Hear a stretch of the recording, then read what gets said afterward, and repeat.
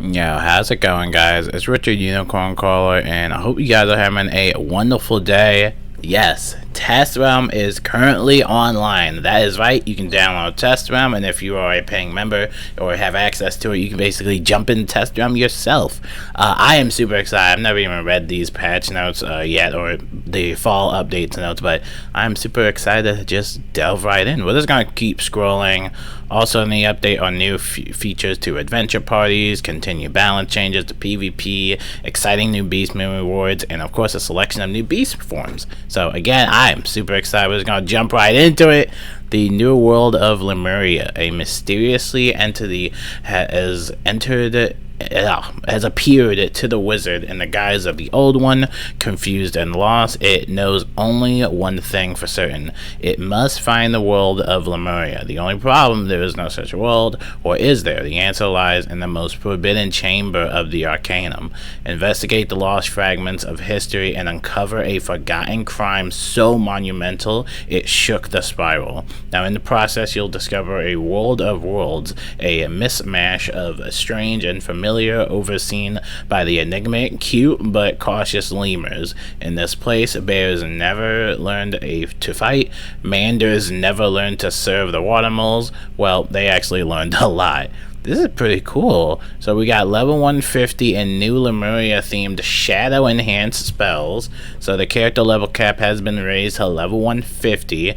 Now don't rush getting there. A ton of content is ready to explore of your way through Lemuria. Each school gets their new Lemuria themed shadow enhanced spells for the level increase.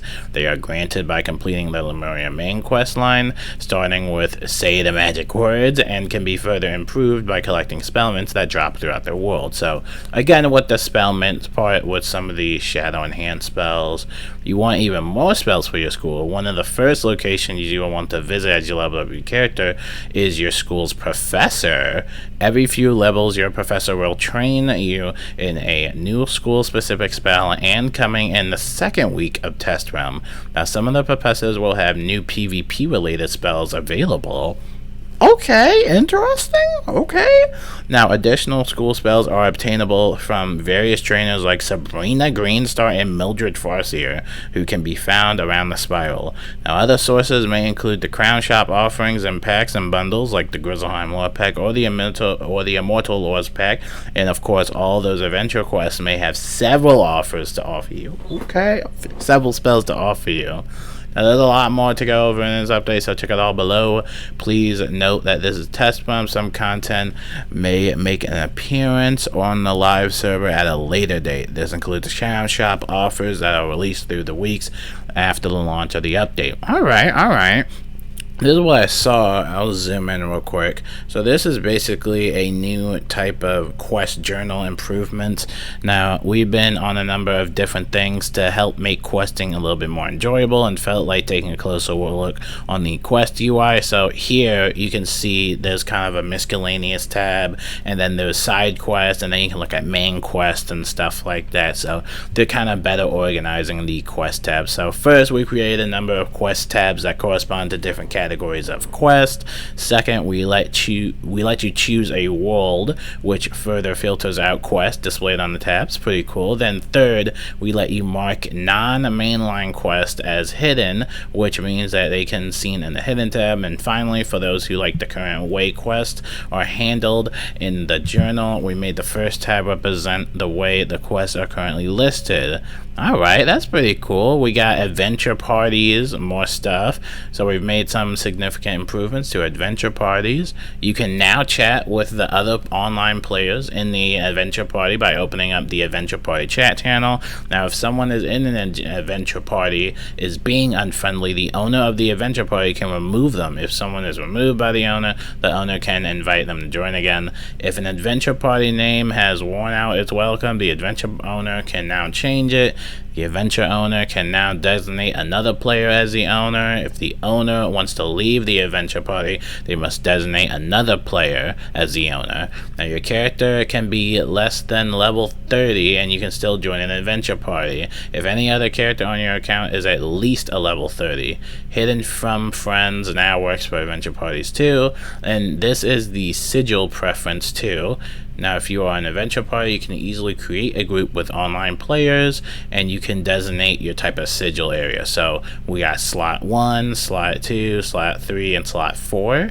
And so players and groups that are formed from adventure parties can now request combat sigil assignments, and you can basically collect the set sigil slot preference button, and if a player has selected a slot preference, it's displayed next to the name. If multiple players select the same sigil, they quickly play a game of rock, paper, scissors and see who gets it. So adventure parties now have a group leader. Everyone in the adventure party follows the quest arrow of the group leader, so that's pretty cool as well. So PvP updates. We talked a little bit about PvP updates. You can show and hide your rank now. You can inspect opponents. Diego is now replaced with a type of a chest timer. We mentioned this in our PvP dev note. We mentioned all that in our PvP dev note. So pretty cool stuff, honestly, for PvP. We got no PvP enchantment. We talked about Rochambeau and all that stuff. We talked about in the dev diary. I'll leave a link to that in the comments below. But new beast forms. Again, more beast forms. We got Balance Rat Thief. The Balance Rat Thief does a couple of things. He is a master of charms, so can create blades for himself and weaknesses on the enemy. He also has a number of... that was my alarm going off. He also has a number of blades for himself and weaknesses on the enemy. Alright. So, interesting for the Balance Rat Thief. So, we're getting Ice Minotaur. The Ice Minotaur is a tank who has damage potential by countering all charms, positive and negative, and synergizing with friendly minions. Ooh, okay. We got a Life Elf. So, the Life Elf is more of a damage-focused form. They are also built to make opponents think twice about summoning a minion. Alright. Myth Wolf Warrior. So, interesting for this one is a pure tank that uses a minion. Alright. Storm Colossus. The Storm Colossus gets stronger the more damage he takes, activating the additional effects to his normal spell. He can also taunt, which forces the other team to hit him. Each new beast form adds to the fun of Beast Moon events, but it also has the potential to cause imbalances, especially when new skills are included. Please help us during test run. Yeah, I would imagine Storm Colossus. I don't know, that's kind of scary. I don't know, Storm Colossus. New event rewards, which look obviously the same. Your hard work defeating challenge bosses, any other players' events, yada yada yada. I wonder what type of new rewards they're going to be talking about. So, gold beast form idols and pets. Oh, this is what they're talking about. Oh, they're just showing you. So, Ice Fairy, Fire Colossus in January, Storm Colossus in February. Okay. Fire Ninja Pig, Death Cyclops. Okay, so they're not really technically new. I was hoping like something else, but alright, that's for Beast. This is for Beastman. This is for Beastman, by the way. And December, Storm Rat Thief. You know, it basically shows you all of the beast forms that you'll be able to either craft or get reagents from. Beastman Spellman's rewards, and here are the new Beastman Spellman's rewards for both Beastman events. All dates are tentative, so in December it's elemental, January is spiritual, February it's elemental, then in March it's balance, and then April it's spiritual. Okay, so new pack preview feature. This is gonna be a game changer, right? So here's some examples. So you look at a pack and it will show you some of the items that may be included in the pack, right? And so you can look in here and it will basically show you what's actually in the pack and many other items. This is going to be great, so you can look at a pack and see if you like the gear or not, and if you don't like it or if you don't like what's in it, you don't have to get it, but you can now look inside a pack and just see what type of stuff it holds or potentially what you can get. So the Marley Bone Motorist Horde pack may include all of this stuff. Basically it will show you that and more, and then you can look inside of it and it will show you all of that too. It will show you the design features. I don't know if it will show you the stats, but it will show you design wise of what that pack is gonna look like, or what that gear is gonna look like, what that wand's gonna look like, you know, what's the pad and stuff like that. So again, pretty cool stuff. I think a lot of people will like that feature. We got Castle Magic improvements. You can now buy Castle Magic combat effect spells for the Mirage and Imperial School spells. Pretty cool. Now, since we have so many Castle Magic combat spells, we added a school filter buttons to the Castle Magic spell shop. Now, when buying a Castle Magic item from the badges, I don't even know how to say that. His shop starts on the decoration tab because that's where most of the items are.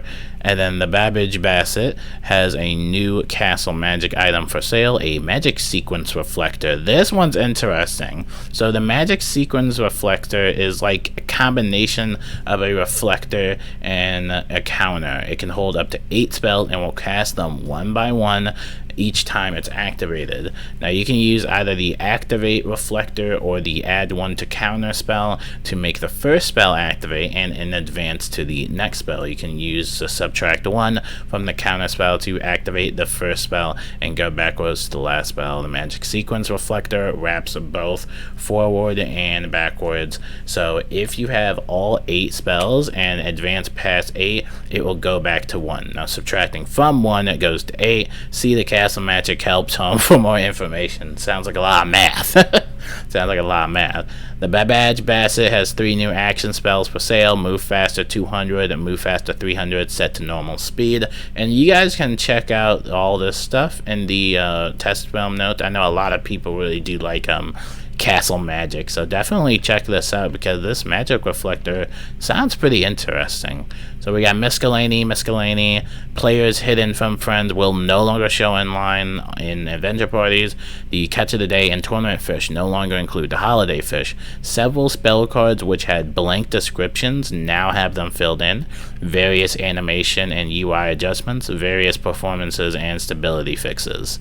So please first use the in-game reporting tool if you notice an issue. You can also post reports in the test realm section of the forums. Download test realm and start playing. Test realm is only activated on the weekdays and is available only to members and Crowns players who have made a purchase of $60 or more in the last 30 days. Alright, so that was the test realm notes for fall. Pretty interesting stuff. Increased level cap. We get a pack preview, get new type of Lemuria spells and stuff like that. I'll be going over so many news, so like a lot of news throughout the week. So yeah, again, log in and test realm, try it out. I'm super excited. I'm about to get started too. My name is Richard Unicorn Caller, and I'll see you guys later, and peace out. Thanks for watching.